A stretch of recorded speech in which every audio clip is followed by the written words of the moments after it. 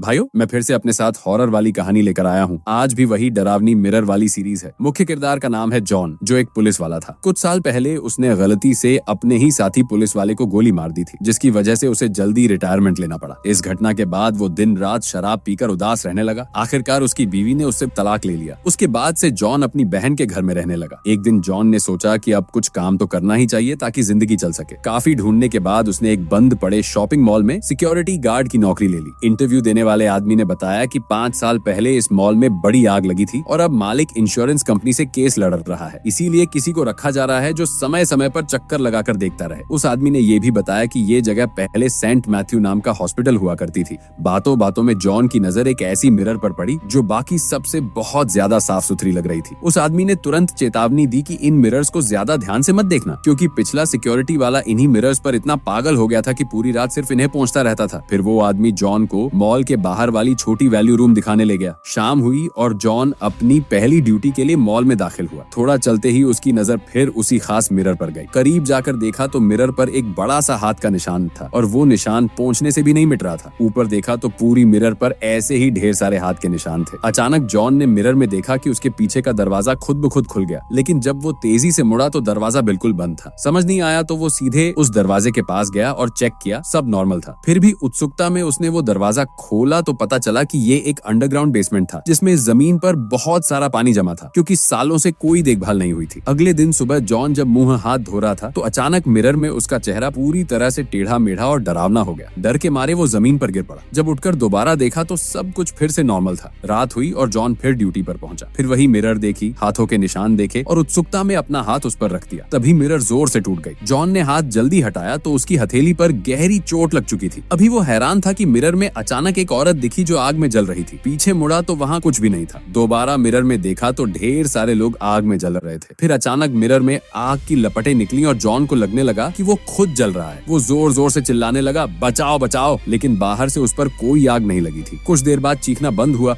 और जॉन को अपने आप पर कुछ नहीं हुआ दिखा। वो उठा तो जमीन पर एक वॉलेट पड़ा मिला। उसमें से पता चला कि वो वॉलेट पिछले सिक्योरिटी गार्ड जेक का था। जॉन ने वापस वैल्यू रूम जाकर जेक के कपड़े चेक किए, जिन पर उसका नाम लिखा था। वॉलेट में कुछ पैसे के अलावा एक कागज था जिस पर आइजैक लिखा हुआ था। जॉन फिर मॉल के अंदर गया क्लू ढूंढने। तभी एक औरत की दर्द भरी चीख सुनाई दी। आवाज के पीछे पीछे वो एक ट्रायल रूम तक पहुंचा। अंदर देखा तो कोई नहीं था। जैसे ही लौटने लगा अचानक एक हाथ पर्दे के पीछे से निकला। जॉन ने पर्दा उठाया तो वहाँ भी कुछ नहीं। उसने सोचा और एक मिरर लाकर ठीक सामने रख दी। मिरर में देखा तो एक औरत दिख रही थी, जबकि असल ट्रायल रूम खाली था। ड्यूटी खत्म कर जॉन घर लौटा और बहन को सारी बातें बताई। बहन ने कहा कि शायद तू ज्यादा तनाव में है, आराम कर ले। घर पहुंचते ही जॉन को एक पार्सल मिला, जिसका भेजने वाला पिछला सिक्योरिटी गार्ड जेक ही था। पार्सल में ढेर सारी पुरानी अखबार की कटिंग्स थी, सब उस मॉल की आग के बारे में। जॉन सीधा उस इंटरव्यू वाले आदमी के पास गया। अभी कुछ कहता कि आदमी ने बता दिया कि पुलिस अभी अभी आई थी, क्योंकि जैक ने कुछ दिन पहले सुसाइड कर लिया है। जॉन ने अपनी पूर्व पत्नी एम्मा से मिलने का फैसला किया, जो हॉस्पिटल में काम करती थी। उसने एम्मा से जेक की लाश दिखाने की जिद की। पहले तो एम्मा मना करती रही, लेकिन जॉन की गंभीरता देखकर मान गई। मोर्चरी में लाश देखकर जॉन ने पूछा कि सुसाइड कैसे किया। जवाब मिला, एक शीशे के टुकड़े से। जॉन हैरान रह गया। बातों बातों में आइजैक नाम सुनाई दिया। जॉन ने एम्मा से जेक का पूरा रिकॉर्ड मांगा। मौत की फोटो देखी तो एक अजीब बात दिखी। चारों तरफ खून था, लेकिन जिस शीशे से सुसाइड किया वो बिल्कुल साफ था। एम्मा ने कहा शायद एंगल की वजह से, लेकिन जॉन को शक हुआ कि ये मिरर लोगों से वो काम करवाती हैं जो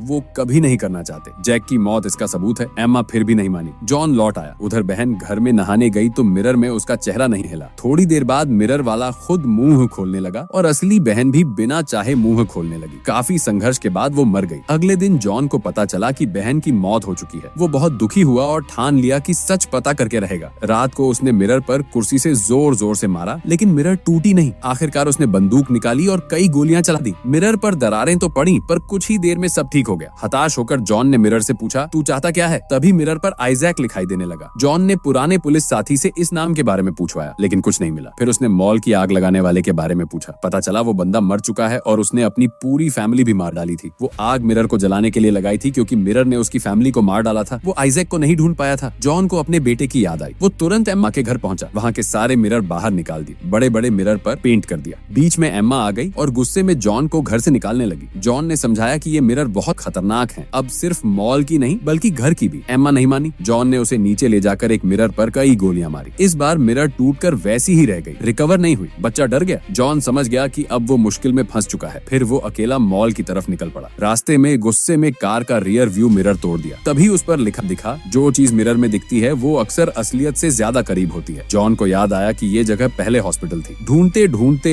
अंडरग्राउंड में पुराना हॉस्पिटल का बोर्ड मिला। वो बोर्ड के पीछे एक पूरी कमरे वाली जगह पहुंचा जहाँ सिर्फ शीशे थे और बीच में एक कुर्सी थी, जैसे किसी कैदी को बांधने के लिए। जॉन ने फिर साथी से फोन पर हॉस्पिटल के पुराने मरीजों की लिस्ट में आइजैक ढूंढने को कहा। पता चला असली नाम था एना आइजैक। वो एक मेंटल पेशेंट थी। एक दिन हॉस्पिटल के सारे मरीजों ने सुसाइड कर लिया था। जॉन निराश हो गया, लेकिन फाइल चेक की तो एना 4 अक्टूबर को डिस्चार्ज हुई थी और सुसाइड 6 अक्टूबर को हुआ। तभी पास की मिरर टूटी। जॉन ने अन्ना की फोटो मिरर के सामने रखी तो मिरर फट गई। उसे यकीन हो गया कि एना जिंदा है। अगले दिन एम्मा ने बेटे को स्कूल के लिए जगाया। बेटा उठकर चला गया, लेकिन मिरर में वो जमीन पर बैठा ही रहा। एम्मा डर गई और जॉन को फोन किया। दोनों ने मिलकर घर के सारे मिरर पर पेंट कर दिया, खिड़कियों पर अखबार चिपका दिए। फिर जॉन आना के पुराने एड्रेस पर गया। वहाँ आना का भाई मिला। उसने बताया कि आना को बहुत गंभीर मेंटल बीमारी थी। गुस्से में वो बहुत हिंसक हो जाती थी, इसलिए माता पिता ने उसे घर में बेसमेंट जैसी जगह में बंद रखा था। कई डॉक्टर दिखाए, लेकिन कोई फायदा नहीं। आखिरकार एक स्पेशल डॉक्टर ने उसे सेंट मैथ्यू हॉस्पिटल ले जाकर इलाज करने की जिम्मेदारी ली। आना के भाई ने बताया कि इलाज के बाद आना घर लौटी, लेकिन घर में मिरर से अजीब चीजें होने लगी। आखिरकार माता पिता उसे एक कॉन्वेंट में भेज गए, क्योंकि वहाँ कोई मिरर नहीं था। जॉन सीधे कॉन्वेंट पहुंचा। आना से मिलकर पूछा कि मिरर तुम्हें क्यों ढूंढ रही हैं? आना ने बताया कि मिरर नहीं, बल्कि एक दैत्य है जो मिरर में फंसा हुआ है। वो डॉक्टर एक क्रूर तरीके से इलाज करता था। मरीज को दिन रात मिरर वाले कमरे में बांधकर खुद के सामने रखता था। एक दिन इलाज के दौरान वो दैत्य आना से निकलकर मिरर में चला गया। उसके बाद वो लोगों को मारता है और उनकी आत्माएं मिरर में कैद करता है। आना ने मना कर दिया कि वो मॉल वापस नहीं जाएगी, वरना दैत्य फिर से बाहर आ जाएगा। इसी बीच एम्मा को पता चला कि बेटा गायब है। घर में अचानक पानी भर गया। सारे मिरर का पेंट हट चुका था। एक काली परछाई गुजरी। एम्मा का फोन पानी में गिर गया। जॉन ने आना को बंदूक दिखाकर जबरदस्ती अपने साथ ले लिया। एम्मा पानी साफ कर रही थी कि अचानक कोई अदृश्य ताकत उसे पानी में दबाने लगी। बेटी ने माँ का नाम सुनकर आवाज दी। एम्मा ने किसी तरह नाली खोलकर खुद को बचा लिया। उसने बेटी को अलमारी में बंद किया और बेटे को ढूंढने लगी। बेटा पानी में डूब चुका था। जॉन और आना उस शीशे वाले कमरे में पहुंचे। आना ने खुद को कुर्सी पर बंधवाया। कमरा हिलने लगा। आना के अंदर हजारों आत्माएं घुसी और वो फट गई। मिरर टूट गए। पानी से बेटा बाहर आ गया। लग रहा था सब खत्म हो गया, लेकिन जॉन ने देखा कि आना फिर से दैत्य से कब्जा हुई है। दैत्य बहुत ताकतवर था। जॉन हार रहा था। अचानक उसने दैत्य को गैस पाइप में फंसाया और गोली मार दी। चारों तरफ धमाके होने लगे। जॉन भागा, लेकिन दैत्य फिर आ गया। जॉन ने उसे जोर से फेंका और कंक्रीट की मदद से आखिरकार दैत्य को खत्म कर दिया, लेकिन खुद भी मलबे में दब गया। अगली सुबह जॉन किसी तरह मलबे से बाहर निकला। बाहर पुलिस और फायर ब्रिगेड थी। जॉन मुस्कुराया, लेकिन फिर उसे अजीब लगा। पुलिस की यूनिफॉर्म पर नाम उल्टे लिखे थे। पुलिस कार के अक्षर भी उल्टे। उसका बायां हाथ का घाव अब दाएं हाथ पर था। जॉन समझ गया कि शायद वो मर चुका है। वो एक मिरर के पास गया और हाथ रखा। मिरर में उसका चेहरा नहीं दिखा, सिर्फ उसका हाथ का निशान बचा हुआ था। बस कहानी यहीं खत्म हो जाती है।